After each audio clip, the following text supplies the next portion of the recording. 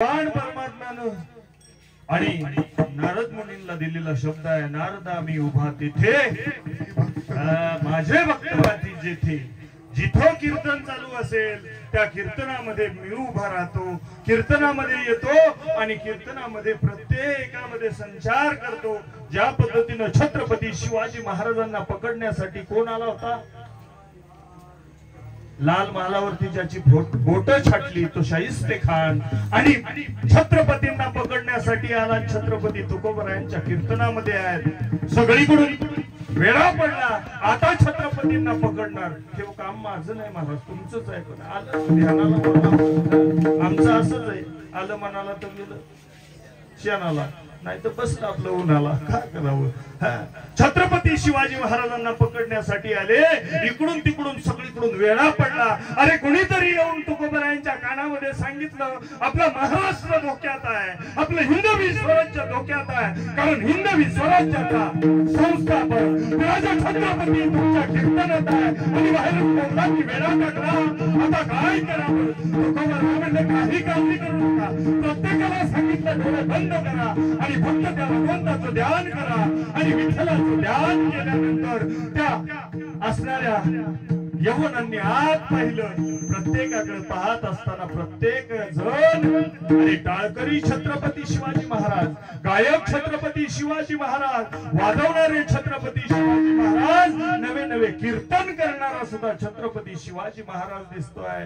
ही ताकद जर कशाची असेल तर त्या भगवंताच्या नामस्मरणाची आहे, त्या विठ्ठलाच्या त्या भगवान परमात्म्याच्या नामाची ताकद अशी आहे की तो काय करील तो नोहे महाराज।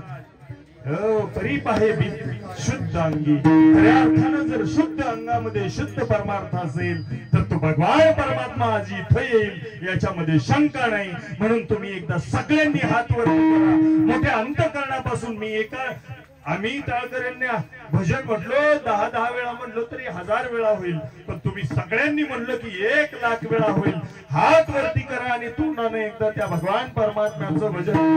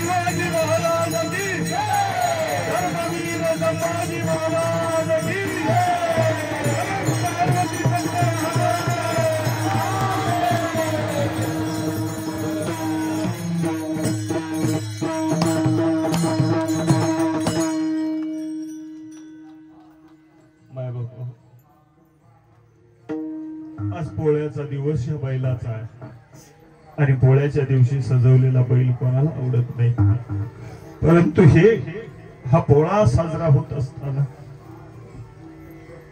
वर्षभर अनेक दुष्ण खाऊन अनेक चापकाचे फटके खाऊन खाऊन तो बैल निबार झाला। त्याला काय करावं, त्यालाही सवय लागली।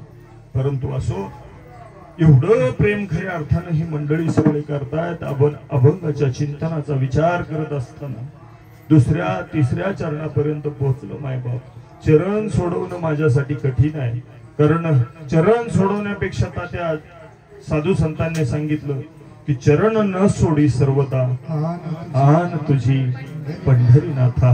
तुझं चरण सुटू नये. आयुष्याच्या वाटेवरती काहीही प्रसंग आला तरी भगवंता तुझं चरण माझ्यापासून दूर जाऊ देऊ नको. ही सद्बुद्धी देणारा सुद्धा तूच आहे. कधी कधी क्लेश येतो, कधी कधी राग येतो. नको हे सगळं एकांतामध्ये जावं, नर्मदेच्या तटावरती बसावं, ध्यान धारणा करावी. अरे दररोज तो देव बोलतो, दररोज तो देव खेळायला येतो. इथे येऊन मात्र अनेक यातनांना सामोरं जावं लागत असेल. अशासाठी करायचा हा उपक्रम. परंतु मायबापा हो, तरी असं वाटतं की भगवंताला सुद्धा वेळ लागावं आणि भगवंताने तुमच्या पाठीमागे धावावं, पळावं. नवे नवे स्वर्ग सोडला, वैकुंठ सोडलं आणि त्या सुखासाठी तुमच्या आमच्या पाठीमागे लागला. ज्या सुखात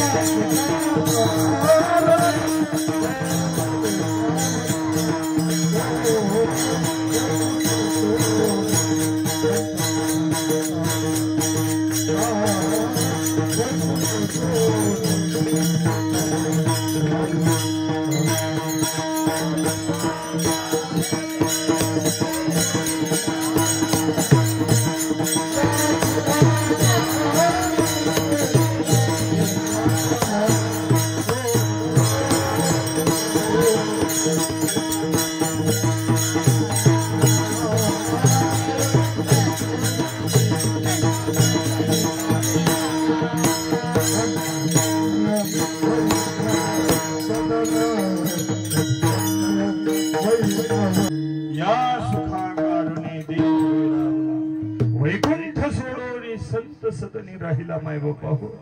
कलियुगाचा प्रताप आहे. या कलियुगामध्ये सुद्धा त्या भगवान परमात्म्याला असा भक्त हो. आणि ते भक्त काय पावलो पावली नसतात. ज्ञानोबरांनी सांगितलं भक्तीची आईल ती गतील कोट्यावरी हो, कोट्यावधी निघतील. पण एखादा भगवान परमात्म्याच्या अंतःकरणामध्ये जागा करतो, एखाद्याला भगवान परमात्म्याचं गोड कौतुक वाटतं मायबापा हो.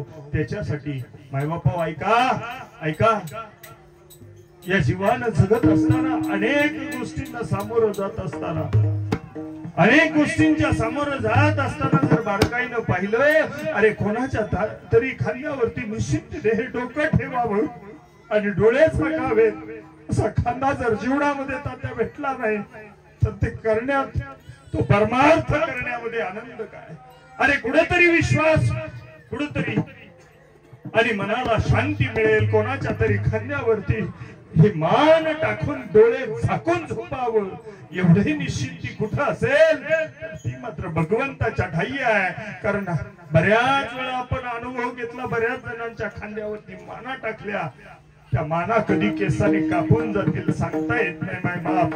म्हणून सावध व्हावं लागलं, सावध होऊन भजना लागावं लागलं, सावध होऊन भगवंताच्या चरणावरती जात असताना आज मात्र माय बाप हो काल्याचा प्रसंग आहे.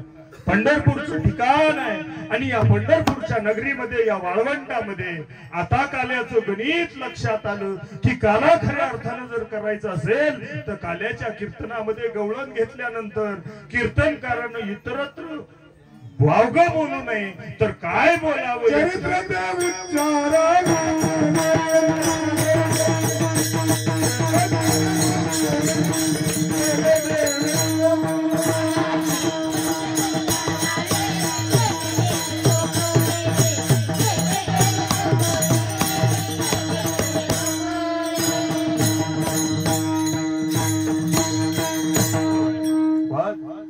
चरित्र ते उच्चारावे केले देवे गोकुळे. या ठिकाणी काल्याचा प्रसंग आहे. चरित्र जर उच्चारायचं असेल तर जे गोकुळामध्ये केलं मायबाप त्याच्या आधी सांगून जाईल. तुम्ही आम्ही ज्याच्या निमित्ताने इथं बसलेलो आहोत, आपल्याला काला करायचा आहे. 3 प्रकारचा काला केला. काला कोणी केला, कसा केला, कशामुळे झाला, 3 गोष्टी एकत्र यावे लागतात. त्या 3 गोष्टीशिवाय काला होत नाही. त्याच्यामध्ये आहे देव, संत आणि जीव. तिघांचं मिलन, तिघ एकत्र आल्यानंतर काला होतो. जीव शिवाचं ऐक्य करायचं असेल तर काला होतो. आणि इथं मात्र प्रतिकात्मक काला आपण दरवर्षी पाहतो. वरून जो मडका आहे, डेरा आहे, ते शरीर आहे.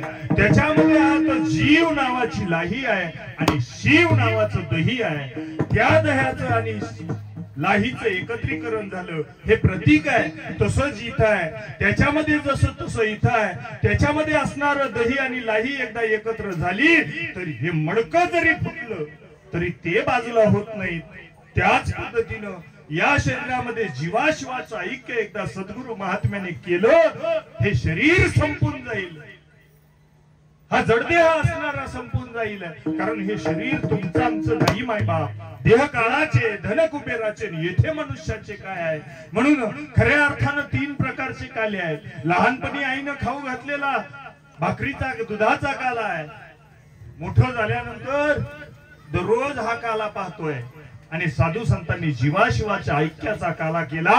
कुठं झाला, कसा झाला, कुणी केला, याच्यावरती जर विचार केला तर वाळवंटामध्ये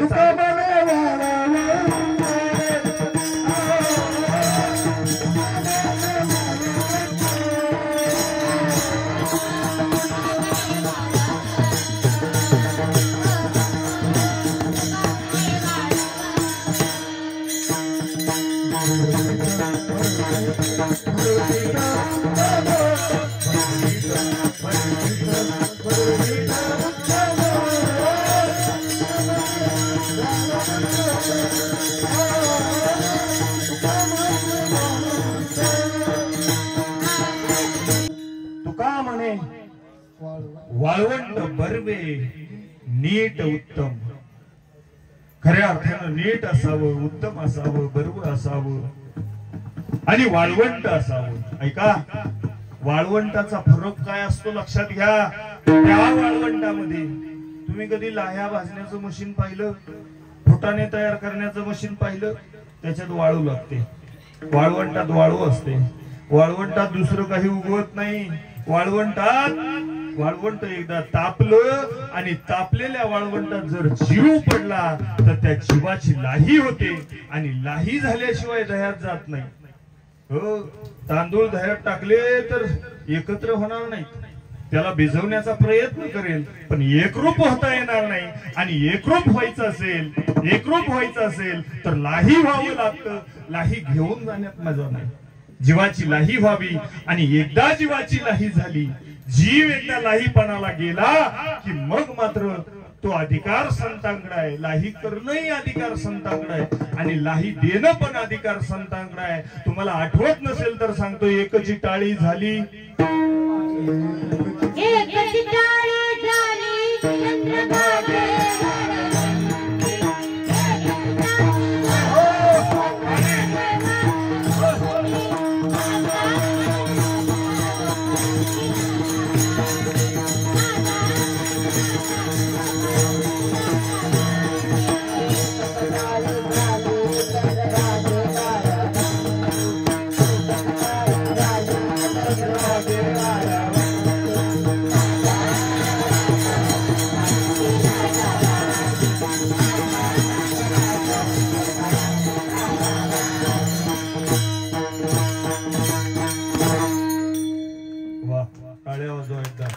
एकची टाळी झाली, तुमची टाळी वाजली आणि खऱ्या अर्थानं अधिकार लक्षात आला. कोणालाही अधिकार नसतो, कोणालाही अधिकार नसतो. ज्यानं लाही झालं, ज्याने अनुभव घेतला, तो जगाला सांगू शकतो. इथं गुरु प्रचिती, शास्त्र प्रचिती, आत्मप्रचिती महत्वाची आहे. म्हणून त्या ठिकाणापर्यंत जात असताना काही काही संत असे आहेत त्यांना वाचताही लिहिताही येत नाही, परंतु साधना एवढी करतात, एवढी साधना नित्याची आहे की खऱ्या अर्थानं त्यांच्या मुखातून निघालेला शब्द आणि शब्द भगवान परमात्म्याला खरा करावा लागतो. लक्ष द्या, खऱ्या अर्थानं अधिकार संपन्न असणाऱ्या ज्ञानदादांनी प्रत्येकाला लाही करण्यासाठी सगळ्यांना गोपाळांना लाह्या वाटल्या. मग मात्र आनंद झाला. भगवान पंढरीश परमात्म्याला जन्माला येत असताना आपण चरित्र ते गोकुळामधलं वर्णन करत असताना मथुरेमध्ये जाण्याची महाराज म्हटले गरज नाही, पण मथुरेमध्ये गेल्याशिवाय गोकुळात जाता येत नाही. कारण आधी मथुरेत जावं लागतं. भगवान परमात्म्याचा जन्म मथुरेमध्ये झाला. तुमच्या आमच्या सुद्धा प्रत्येक विचाराचा जन्म आमच्या मथुरेमध्ये म्हणजे मनामध्ये होतोय. मनाची संकल्पना पण सत्य संकल्प असेल तर तो भगवान परमात्मा पुरवतो आणि सत्य संकल्प नसेल तर भगवान परमात्मा त्याच्याकडे कानाडोळा करतो. सत्य संकल्पाचा दाता नारायण. मनामध्ये संकल्प निर्माण झाला, मथुरेकडे जायचा विचार झाला. त्या मथुरेमध्ये भगवान परमात्म्याचा जन्म झाला. माय बाप, अष्टमीच्या दिवशी, अष्टमीच्या रात्री खऱ्या अर्थानं तो भगवान परमात्मा जन्माला आला. अष्टमीच्या दिवशी 8वा असणारा अवतार आणि 8 वर्षाचा बालक अयोनी संभव असणारा तो भगवान परमात्मा जन्माला आला. आई समोर उभाय. आई, मी आलोय. अरे, साथ मारली बघ, तू आलाय, तुलाही मारील. अगं, मी देव आहे, मला कोणी मारू शकत नाही. मी नैनन छदंती शस्त्राणी नैनन दहती पावका. मला कोण मारू शकतं? अरे, माझा केस सुद्धा वाकडा करू शकत नाही असं. अरे, पण एवढा मोठा तू जर झाला लाला तर माझा कोण बनेल? अरे, तू जगाचा होशील, माझं व्हायचंय ना तुला बाळा, तुला छोट व्हावं लागेल. अरे, लगेच भगवान परमात्म्यानं 2 वेळा लहान झाले. एकदा आईसाठी आणि दुसऱ्यांदा राधेसाठी भगवान परमात्मा लहान झाले. आईचं वात्सल्य, आईचं प्रेम पाहिलं आणि भगवान परमात्म्यानं आपलं सगळं विसरून गेला आणि छोटा झाला माय बाप. आणि एकदा त्या राधेसाठी तिच्या पतीनं घरात पकडल्यानंतर लहान व्हावं लागलं.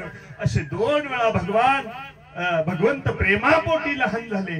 लहान होतो देव, तुमच्या आमच्यामध्ये दुडू दुडू धावतो देव, तुमच्या आमच्यामध्ये नाचतो देव. फक्त लक्ष देणं गरजेचं आहे. आणि म्हणून त्या भगवान परमात्म्यानं जन्म झाला. आता मात्र सांगितलं की मला इथं ठेवू नका, तिकडं न्या. म्हणले वसुदेव म्हणतोय मी कसं घेऊन जाऊ तुला? अरे, मला पाहिलं जखडलेलं आहे, बाहेर द्वारपाळ रक्षण करण्यासाठी आहे असणाऱ्या साखळदंडाने मला जखडलेला आहे. मग मात्र मी कसा जाऊ?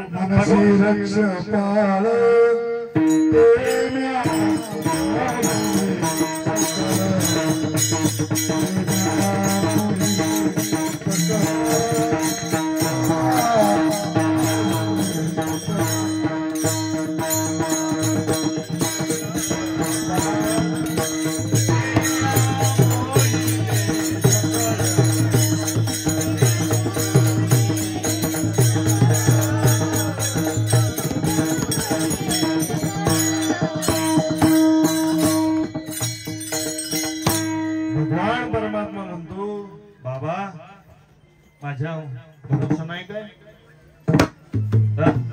माझ्या भरोसा. एक काम करा, फक्त तुमचं नाव आहे वसुदेव. जिथं देव वसलेला आहे तिथं भीती नाही. आणि बाबा, फक्त तुम्ही मला उचला डोक्यावरती तर घ्या. भगवान परमात्म्याला घेऊन जात असताना डोक्यावरती घेतलं. द्वारपाळांना झोप लागली, पायाची बंधनं गळून पडली. आता निशिंदीने खऱ्या अर्थानं डोक्यावरती वसुदेवानं घेतलं. बाहेर पाहिलं, धोधो पाऊस पडतोय. भगवंतानं विचार केला. वसुदेव म्हणतो, देवा आता कसं करावं? म्हणले, काळजी करू नका, निघा. तुमच्यावरती माझं छत्र आहे, म्हणजे टोपलीमुळे तुम्ही विसणार नाहीत. आणि माझ्यावरती छत्र धरणारा मी तयार करून ठेवलाय. नंदाच्या घरा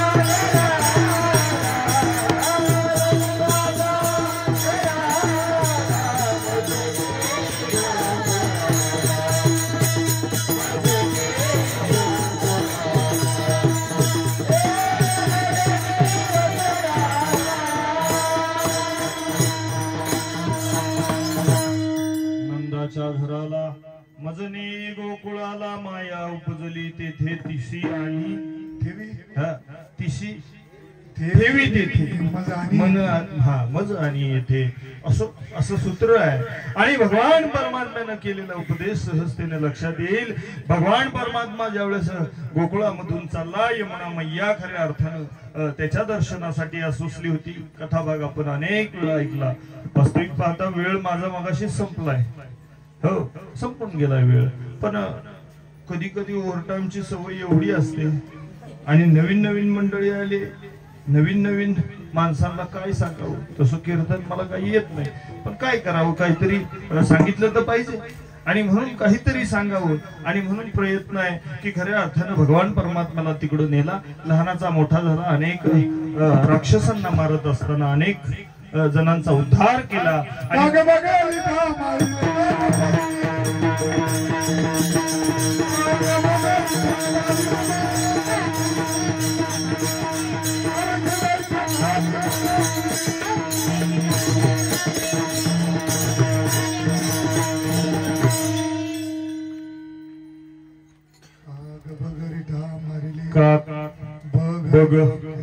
बकासूर बगळा खऱ्या अर्थानं अनेक रिठा मारिला.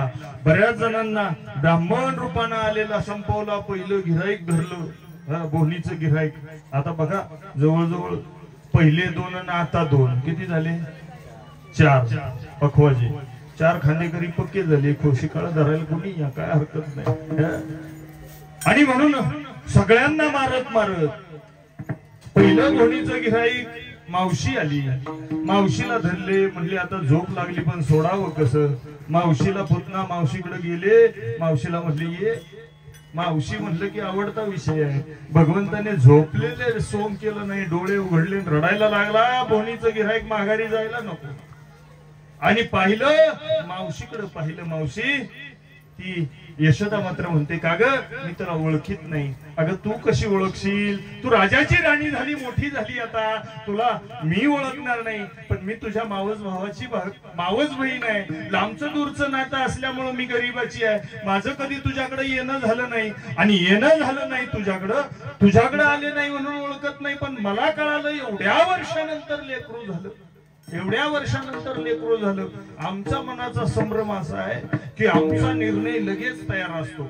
एखादी गोष्ट पाहिली की त्याच्यावरती आता जसे मृदुंगाचार्य बदलले. चला बाबा मोठ्यांना वाटलं छोट्यांना संधी द्यावी, उजवा डावा परत करावा आणि दोन्ही अंकू आहेत. आणि म्हणून असं काही ठरलं की आम्ही लगेच ठरवलं. आमचं लक्ष तिरडीकडे गेलं.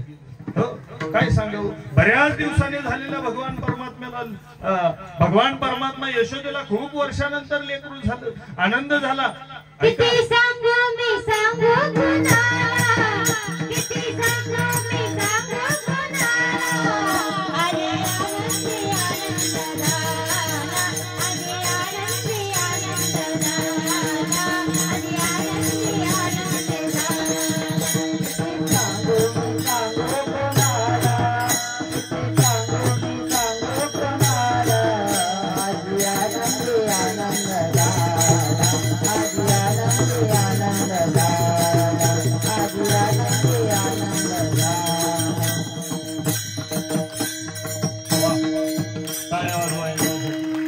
मलाही आनंद झाला. तुम्ही प्रमाण छान म्हटले. आजी आनंदी आनंद झाला. खऱ्या अर्थानं असा आनंद व्हावा. पण खरं सांगू 5,500 वर्ष झाले भगवान परमात्मा जन्माला येऊन. तेव्हापासून काला सुरू आहे, तेव्हापासून कथा सुरू आहे. आजपर्यंत अवीट एकही झाली नाही. आणि त्यांचं चरित्र हरी अनंत, हरी कथा अनंत आहेत.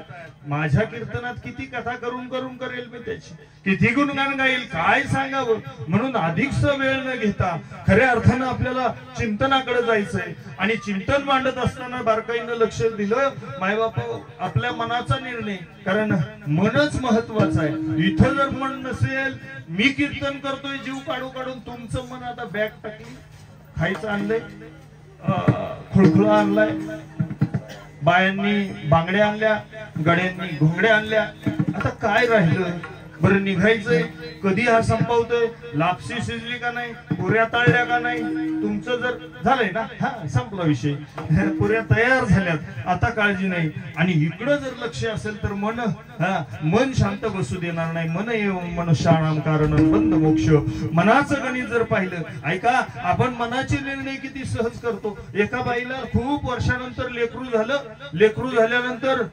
लेकरू झाल्यानंतर पोरग मोठं झालं, शाळेत गेल्यानंतर 12वीची परीक्षा झाली. 12वीच्या परीक्षेत आईनं आधीच त्याला सांगितलं, बाळा आपली गरिबी आहे, तू चांगलं शिक, 12वीच्या परीक्षेत जर तू 95% मार्क पडले तर तुला मी काहीतरी घेऊन देईल. काय देशील आई? अरे तू मागशील ते देईल. म्हणलं आई मला तसली बाईक पाहिजे, हो तसली गाडी पाहिजे. म्हणली हरकत नाही, बापाची गरिबी आहे, बाप घेऊन देणार नाही, पण बाळा मी करील काहीतरी. दुसऱ्या दिवशी पेपर झालं, 12वी झाली, रिझल्ट लागला आणि 98% मार्क पडले. पोरग उड्या मारीत घरी आलं, आई बाकीचं काय सांगू नको, मला पेढे नको, मला काहीच नको, तू शब्द दिलेला आहे, मला ती गाडी घेऊन दे. आई म्हणली, बाळ्या खरं सांगू, माझी आई तर म्हणायची 20 पैशाचा गुळ देताना सुद्धा आईचे हात थरथर कापत होते. त्या आईनं प्रेम करत असताना काय द्यावं? त्या आईला सांगितलं, बाळ्या खरंच नाही रे आपली परिस्थिती गाडी घेण्यासारखी, तू चांगला शिकला असता, चांगले मार्क पडले ना बाळ्या, मोठा हो, काहीतरी शिक, काहीतरी नोकरी कर आणि स्वतःची स्वतः. आई शब्द बदलू नकोस, आई शब्द बदलू नको.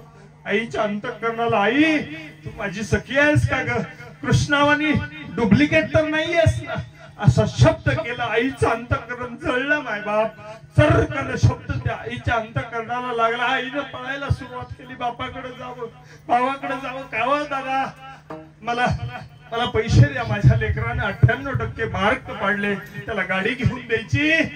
आणि म्हणून कोणाच्याही हातापाया पडावं, ज्याच्या इथं सालानं नोकरीनं कामाला जात नाही त्याच्याकडे गेले, पाय धरले आणि त्याच्याकडनं मायबापा हो गाडीसाठी पैसे गोळा केले, बँकेत गेले. शोरूम मध्ये गेल्यानंतर त्याने सांगितलं हीच गाडी मला पाहिजे. आईने ते पैसे भरले, मुलाला गाडी घेऊन दिली. गाडी घेऊन दिल्यानंतर कोणाच्या तरी गाडीवरती शिकलेला तो बाळ्या त्या गाडी नवी गाडी घेतली, हार घातला. आता घरी जात असताना, आई ही गाडी घेतली, आई तुझे माझ्यावरती उपकार आहेत, पण आई मला असं वाटतं की पहिल्या दिवशी आई तूच माझ्या गाडीवरती बसावं. आणि म्हणून आई मान्य केलं. शोरूम मधून नवी कोरी गाडी बाहेर काढली, यानं किक मारली आणि गाडीवरती आईला बसवलं. कधी न मिळालेली गाडी पाहिली. आता त्या गाडीची रेस पूर्णपणे दाबून धरली. भरधाव रस्त्यानं धावत धावत धावत धावत गाडी निघालेली आहे. आईनं पाठीमागून जीव मुठीत धरलेला आहे. ती सांगते, सावकाश बाळा, गाडी आहे, ती गाडी आहे, सावकाश चालव. आणि अशा भरधाव वेगामध्ये चाललेली गाडी, समोरून पाहताना रस्त्यानं चाललेली, समोरून येणाऱ्या गाड्या हुकवत हुकवत चाललेला तो बाळ्या. आणि काही क्षणामधून समोरून टेम्पो आला आणि बाळ्याची गाडी भर दिशी गेली. मायबाप ड्रायव्हरने थोडस स्टेरिंग इकडं फिरवलं, बाळ्याची गाडी साईडला निघाली, निघून गेली. पण तुम्ही असं ठरवलं, बाळ्या गाडी खाली गेला, आई सकाट बाळ्या मेला. हे तुमच्या मनामध्ये संशय निर्माण झाला. म्हणून ते संशय निर्माण होऊन देण्यापेक्षा जीवनाचं गणित असं आहे की तो भगवान परमात्मा करतो. आपण काल्याच्या प्रसंगामध्ये गेल्यानंतर अनेक जणांना भगवंतानं मारलं, सगळ्यांचा उद्धार केला, खेळ खेळले. गोकुळामध्ये असताना अनेक खोड्या केल्या. खोड्या खेळत असताना गवळणींना कोणाच्या दाढीची वेणीची गाठ बांधावी, कोणाला त्रास द्यावा, कोणी जर दही दूध खाऊ दिलं नाही तर त्याच्यावरती दरोडा टाकावा, चोऱ्या कराव्यात. आणि सगळ्या गोपाळांना सदृढ करण्याचा प्रयत्न आणि करत असताना एका गोपाळानं खऱ्या अर्थानं प्रेम कसं असतं. अरे जसं आदिनाथ बाबांनी खऱ्या अर्थानं एवढ्या वर्षानंतर सुद्धा परवा दिवशी फोन केला, दया मी येतोय वारीत, अंतकरण भरून आणलं. खऱ्या अर्थानं पळत पळत सगळी वारी सोडली आणि धावत पळत त्या सुदाम्याकडे. तो म्हणतोय मी सुदाम्या, सुदामा नाही, तो कृष्ण आणि मी सुदामा अखंड राहावा हीच भगवंताच्या चरणी विनंती आहे. धावत पळत गेलो, माझ्याकडे गाडीही नव्हती. चलता चलता आपण म्हणलं प्लीज मला 2 मिनिटाच्या विद्या. तो थांबलाय, त्याच्यासाठी मी जेवायला थांबलोय. आणि म्हणून असं प्रेम असणार आहे गोपाळानं, घरामध्ये असणार. आज ताक चांगलं झालंय. ताकाचा आईनं सांगितलं घरात पे बाहेर घेऊन जाता येत नाही. त्याने तोंडामध्ये भरेल तेवढं ताक आणि तोंडामध्ये भरलं, पळत पळत गेला. भगवंताला म्हणतो खाली झोप. भगवंताला समजत नाही. देव म्हणतो का रे तू बोलत का नाहीस? देवा मला आज बोलता येत नाही. देवा मी काय बोलू असं म्हणत त्या देवाला खाली पाडला आणि तोंड उघडायला लावलं. तोंडामध्ये असणार ताकाचा फवारा त्याच्या तोंडात मारला. याला म्हणतात प्रेम माय बापा हो. असं प्रेम नितांत करणारे अनेक सौंदर्य आणि खऱ्या अर्थानं तिथेही मिळाले आणि इथेही मिळाले आणि म्हणून तो आनंद आहे. असे आनंद लुटीत असताना खऱ्या अर्थानं एक आध्यात्मिक कुटी. आणि प्रत्येक वेळेस मी सांगतो, तुम्ही म्हणाल महाराज तेवढंच का सांगताय? तुमच्या आमच्या जीवनामध्ये ते गरजेचं आहे म्हणून सांगतो. तेवढं सांगून कीर्तन सेवा आपली संपण्याच्या मार्गावरती आहे. भगवान परमात्मा चोऱ्या करायला निघाल्यानंतर एका म्हातारीनं सांगितलं आमच्या घरामध्ये सगळं एकत्र केलं. 7 आणि दारांच्या षडचक्राच्या आत 6 कुलप लावली आणि आतमध्ये दही दूध सार आतमध्ये ठेवलं. इथं पण सार आतमध्ये आहे. षडचक्राचा भेद केल्याशिवाय ते सार प्राप्त होत नाही. भगवंतानं विचार केला आता काय करावं? खायला मिळत नाही, कशा पद्धतीनं जावं? हे सगळं सवंगड्यांचं बोलणं चालू असताना भगवंताने सांगितलं बाबा काळजी करू नका. त्या म्हातारीनं दरवाजे लावले तर बाहेर बसली ओट्यावरती. आपण दुसरा युक्ती करू. मागच्या दरवाजानं आपल्याला शिरता येतं, नाही जमलं तर सवान्या वाट शिरता येईल. पण तयारीला लागा. आपण काय करू? आता दिंडीचा सोहळा आहे, आता आषाढीची वारी आहे, आता सगळे वारकरी पंढरपूरला निघाले. आपणही वारकरी होऊ आणि वारकरी झाल्यानंतर कोणाला आपला संशय येणार नाही. वारकऱ्यानं चोरी करावी पण चोर होऊ नये. चोरी करायची असेल भगवान परमात्म्यानं चोरलं काय? अरे कोणाचं तरी चित्त चोरावं.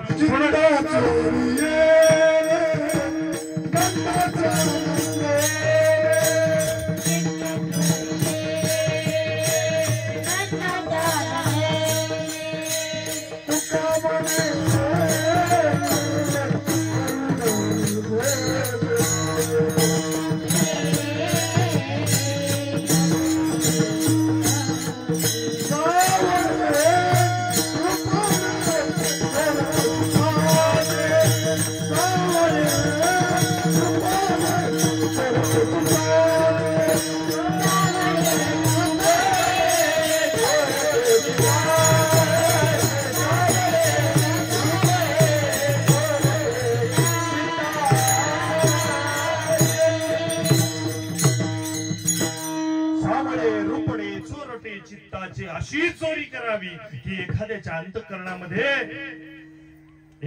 अंतःकरणामध्ये असं घर करावं की आपण आहे तोपर्यंतच नाही तर आपण नसल्यानंतर सुद्धा आपली आठवण व्हावी.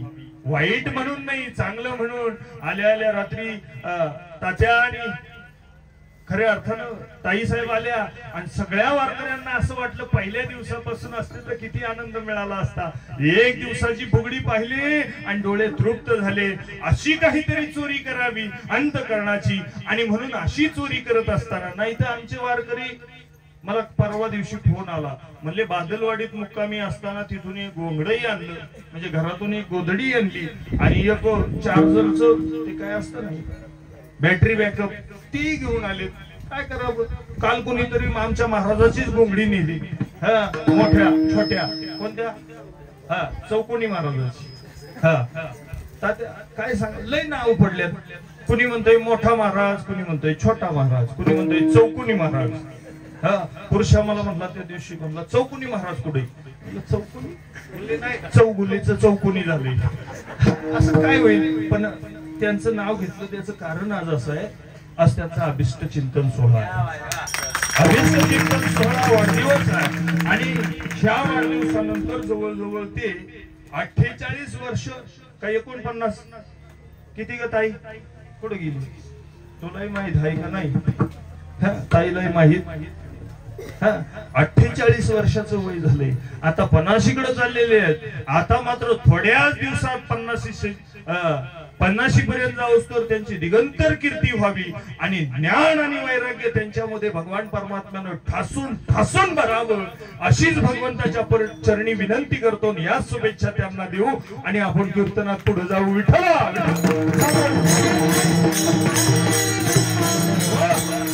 आई बापा हो. आणि त्या भगवान परमात्म्याचं म्हातारीने ठरवलं आता काय कोणाला द्यायचं नाही. लय जोर झाले. 6 भिंतींच्या आत 6 दरवाजांच्या आत कुलूप लावून ठेवलं. त्याच्या आधी बरंच काही झालंय. सगळं सांगायचं म्हणलं की 4 तास जातात आणि मग म्हणतात ह्यो बॉ ठेवायचा कट, कारण हे कधी उरकीतच नाही. कारण तिकडे एकदा बांगड्या भरायला कासारीनं आली, रूप घेऊन कासार झाला, हरी बांगड्या विकायला आला. असं प्रत्येक गोष्ट भगवंताची एवढी गोड आहे की त्याच्यातून बाहेर पडू वाटत नाही. आणि म्हणून भगवान परमात्म्यानं सांगितलं सवगड्याओ आपल्याला ते लुटायचंय. जिथं लय माल आहे, जिथं सार आहे, बाकीच्या नादी लागायला नको. कारण माऊली ज्ञानोबरायांनी सांगितलं जाणं तेने गुरु बसीजे तेने कृत कार्य होईजे. मुळाला सिंचन केलं की सगळ्याला पोचतंय, दुसरीकडे करायची गरज पडत नाही. आणि म्हणून भगवान परमात्म्यानं सांगितलं गड्याव आता वारकऱ्याचं रूप धरा, वेश धारण करा. सगळ्यांनी टाळ मृदुंग घ्या, टाळ हातात घ्या, मृदुंगाला लावून घ्या. काळी 2 बरोबर लागली पाहिजे. थाप टाका. चला स्वरात सगळे आले असतील गायक.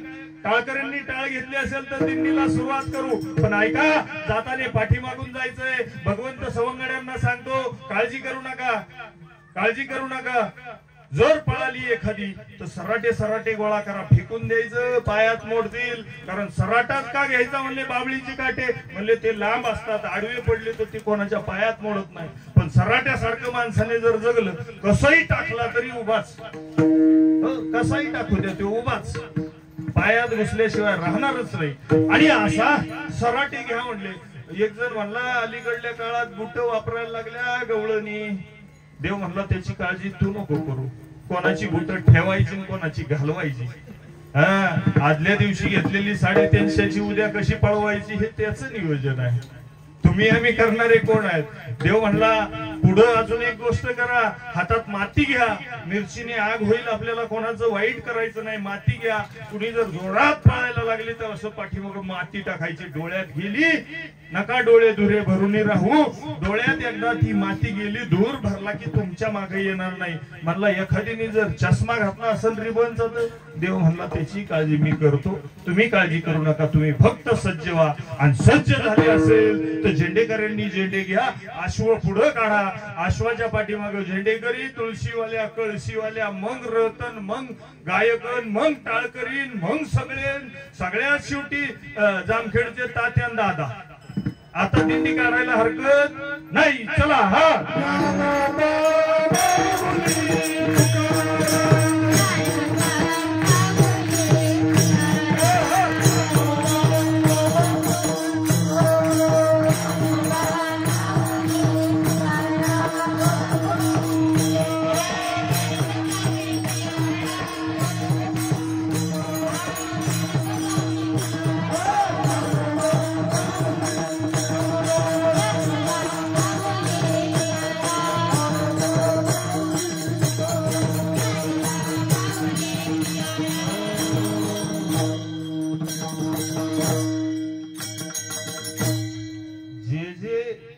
पार्टीचं होतं. त्यांनी काहींनी झेंडे हातात घेतले, काहींनी टाळ घेतली, काहींनी काय नाही जमलं तर म्हणले चप्पलच घालणार नाही पण पायी चालल पण त्याच्या संगच राहील. भांबर्ड्यातून काय थोडे मंडळी यांना आले नाही, त्यांच्यासाठी एकदा जोरदार टाळ्या. आणि त्यांच्या सगळ्यांच्या चरणावरती माझं दंडवत प्रणाम आहे. आज आलेले किरण शेठ सहित सगळ्यांच्या पायावरती नतमस्तक होतो. पुढल्या वर्षी कमीत कमी इथं मला सगळे सांगतात आमच्या गावातून सुनीता म्हणली 47, जामखेड 47, आहेर वायगाव तर सगळ्यांच्या आधी भांबर्ड्यातच म्हणले मोजले. म्हणले त्याला काय मोजायचे बाबा, देवावरती प्रेम करायचं, मोजून वापून केलं जात नाही, जेवढे येतील तेवढे. भांबर्डेकरांना विचारलं, म्हणलं आपला हिशोब जरा कमी दिसतोय काय, पण यंदा कमी असला तरी हरकत नाही. पुढल्या वर्षी एक जण 5-5 गडी ओढून आणीन, एवढे हलवडणारे गडी आपल्याकडे आहेत. आणि एवढं सगळं झालं हे दिंडीचा आवाज ऐकला म्हणले हे काय चाललंय. त्या नालायकाच्या कोण कोण नादी लागले नाही, नादीच कोण कोण लागलं. कुठं निघाली हे बोंबलं. संसार सोडून दिला, कंपनी सोडून दिली, लेकरं बाळ कपड्या विरहित फिरतायत गावात. त्यांना संस्कार लावायचे दिले सोडून आणि हे निघाले कुठं. गोकुळातली चर्चा सांगतोय, बांबर्डेतली नव. गोकुळातली चर्चा आहे. हे पुढे चालले म्हणले नाही का ते एकादशी आली एकादशी आली की यांचं हे आपलं असं चालूच असतं, त्याच्याकडे आपण लक्ष द्यायचं नाही. जर समजा गरज वाटली तर काय 2-3 हजार रुपये त्यांना वर्गणी देऊन टाकू आणि मोकळं हो. तुमचं तुम्ही बाबा हो, तुम्ही करा पुण्य, आम्ही घरी बसल्या बसल्या खिचून घेतो. कारण ते दिलं की पुण्य आपोआप येते. असो गोकुळामध्ये चर्चा चालली. कुठं आहे म्हातारी म्हणते का ग तिकडनं. म्हणजे जाऊ दे त्यांच्याकडे लक्ष देऊ नको. हे सगळे पाठीमागे आले उभे राहिले. म्हणजे काय झाली दिंडी आता इथपर्यंतच होती. हे आपलं नाटकच होतं. बंगल्याच्या पाठीमागे वाड्याच्या पाठीमागे गेल्यानंतर भगवंताने सांगितलं, दयाने सांगितलेलं कुणी ऐकणार नाही, पण भगवंताचं ऐकल्याशिवाय राहणार नाही. देवानं सांगितलं सगळ्यांनी डोळे झाका आणि झाकून आत जा. हो इथेही सांगतोय ओरडू पहिल्या दिवसापासून चालू होता. अरे सकाळी उठलं, आंघोळ झाली, ज्याचं उरकत नाही ते सोडा, पण आरतीला 7 वाजेपर्यंत टाइम काय.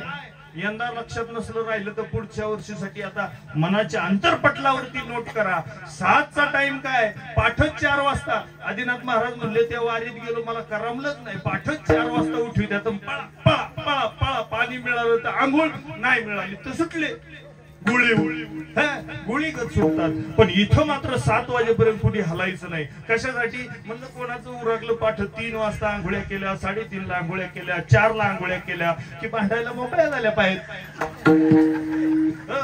याची चादरवड त्याच्या मागे लाग. अरे ध्यान करा, डोळे झाका. डोळे झाकले आणि आत गेले की आनंद मिळतोय. बाहेर राहून तो आनंद मिळत नाही. नामस्मरण करावं, भगवंताचं ध्यान करावं. भगवंताने सांगितलं डोळे झाका आणि डोळे झाकल्यानंतर पुंडलिक वरदाचा जयघोष केला आणि क्षणात सांगितलं आता डोळे उघडा. लगेच डोळे उघडले की पाहिलं अरे मगाशी तर आपण बाहेर होतो.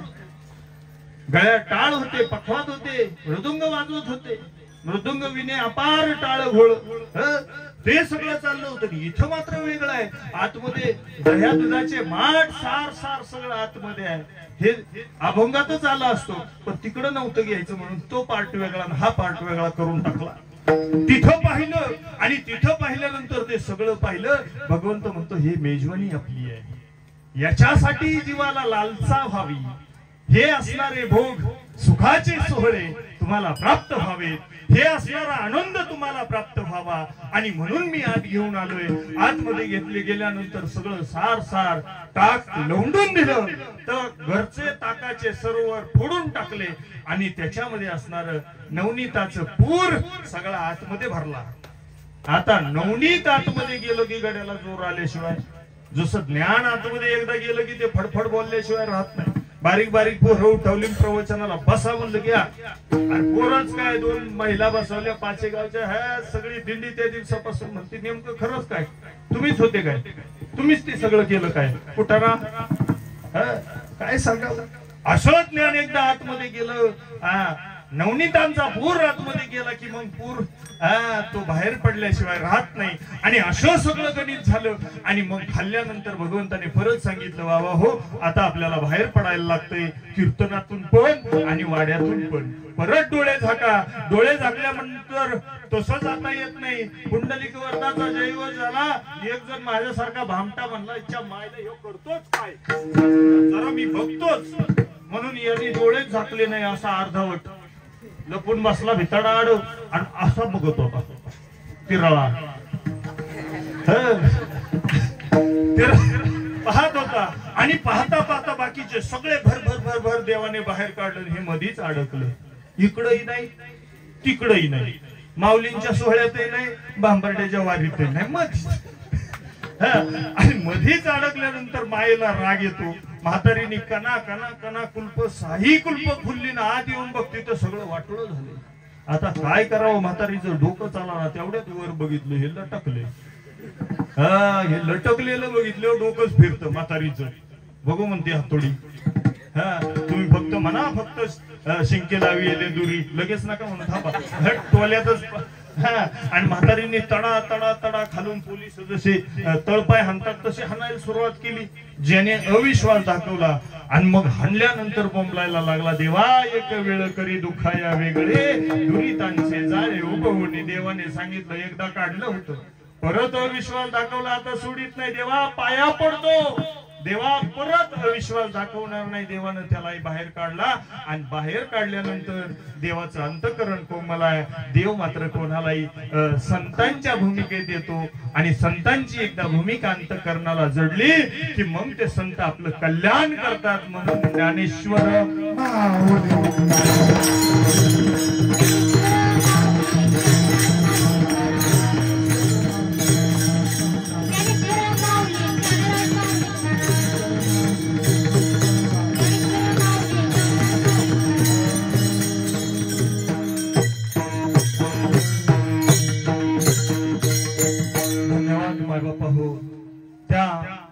असणाऱ्या घरामधून काढत असताना षडचक्र म्हणजे आपल्या शरीरामध्ये षडचक्राचा भेद होणं गरजेचं आहे. आणि सवाना म्हणजे ब्रह्मरंध्र आहे. सद्गुरूंच्या कृपेनं लावून या हात कुरवाळीला माथा सांगितली चिंता न करावी. त्या ब्रह्मरंध्र एकदा उघड झालं, तो दरवाजा एकदा उघडला की मग आध्यात्मिक गोडी आणि आध्यात्मिक ध्यान वाहायला सुरुवात होते.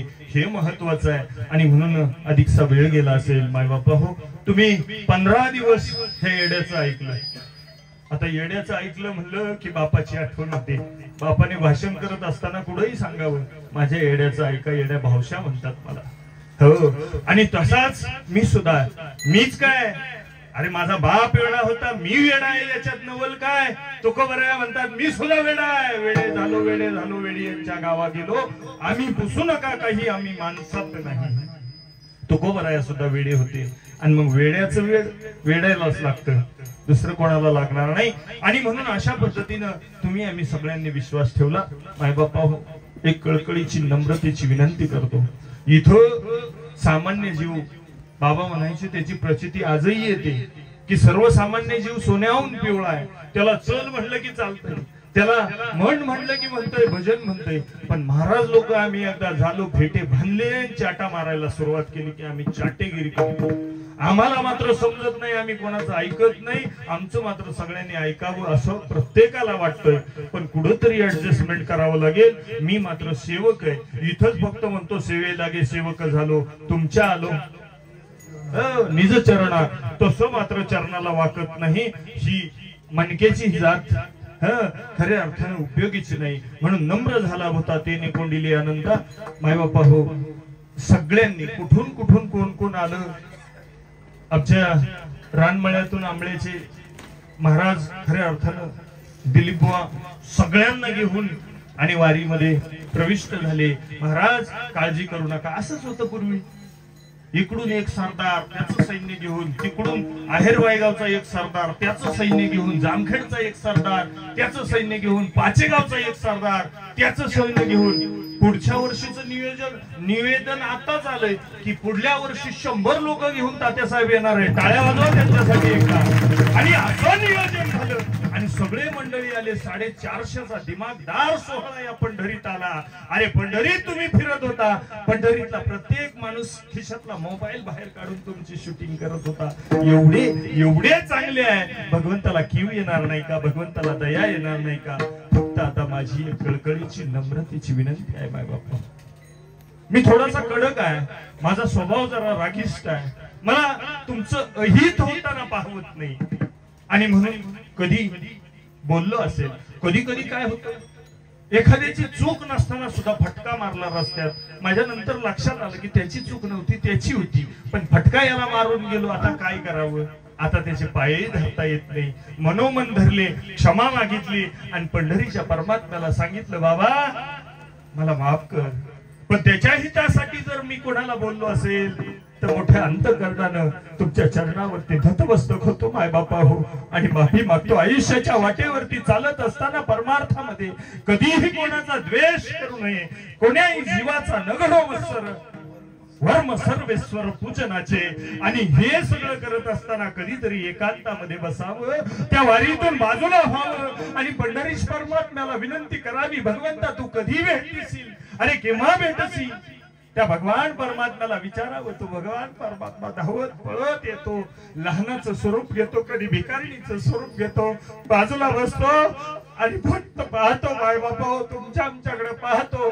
त्याला जाणता येण्यासाठी ज्ञानाची दृष्टी सद्गुरूच्या कृपेने मिळते आणि त्याला एकदा ओळखलं की मग या जगात त्याला ओळखण्याची गरज नाही.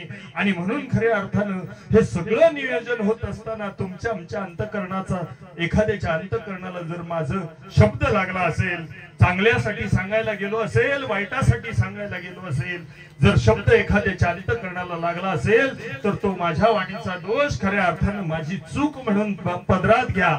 पण मी सांगतोय असं नाही, भगवान परमात्मा सुद्धा आणि तुम्हा मला कळकळीचं निवेदन मांडतोय, विनंती करतोय, बाबा हो आषाढी आणि पंढरीला, आषाढी कार्तिकी आषाढी कार्तिकी विसरू नका.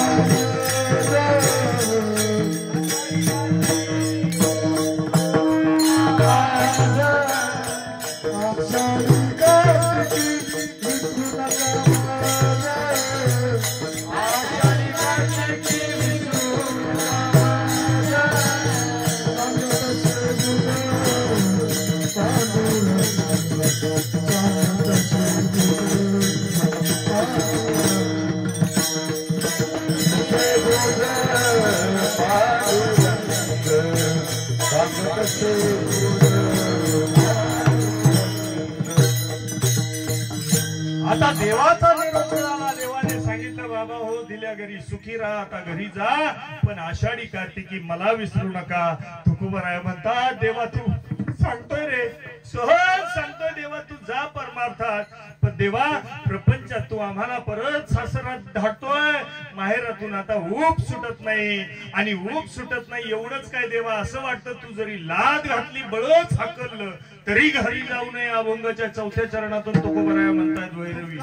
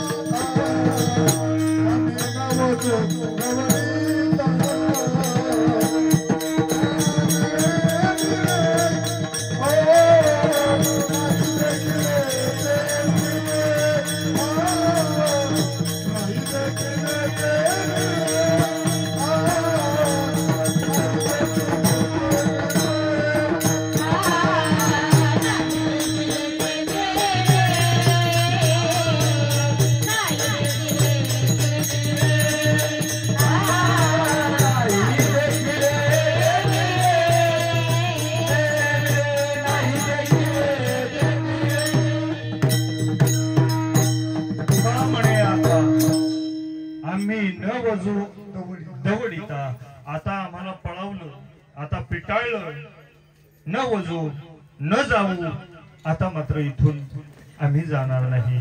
तू पिटाळतोय, तू आम्हाला पळवतोय, आमच्या लक्षात येतोय देवा, आता तू आम्हाला घरी जायला सांगतोय, पण आमचं मन तिकडं रमणार नाही. कारण नाही देखले ते मिळे भोग सुखाचे सोहळे. देवाला वाटलं हे माहेरात आल्यावर भलतीच लाडवली, लेक माहेरात गेल्यावर भलतीच लाडवती, बापाला म्हणती हे आण ते आण, बापाही वडापाव मॅगी काय काय लागल ते आणतोय, खाऊ घालतोय, गालासाच्या गालास दूध पाजितय, आणि इथं लाडवलेलं तिकडे गेलं की 2-4 दिवस त्रास करतोय. तुम्हाला अनुभव असेल नसल, मला त्याचा अनुभव आहे. आणि म्हणून आता मात्र जीव निघत नाही. तुकोबराया माघारी फिरेणार. देव म्हणतोय जा बाळा, आता थांबून जमणार नाही, तुला जावं लागेल. पाठीमागे सगळे तुझे वाट पाहतायत, तुझा तिकडं सगळं आणि व्यवस्थित आहे तिथंही माझं लक्ष आहे, काळजी करू नको तू जा. आणि म्हणून माहेरवासी ही माहेरात आलेली 8 दिवस झालं माहेरात राहिली, आता तिला मात्र विदाई करण्याची वेळ आली. आणि मग मात्र सगळ्यांच्या डोळ्याला पाणी वाहतंय. जाणं अंतःकरणाला खऱ्या अर्थानं जड आहे. जरी जड असलं तरी आता भगवंता शिवाय पर्याय नाही. म्हणून एकदा विठोबारक पाहिजे झालं. जय विठ्ठल.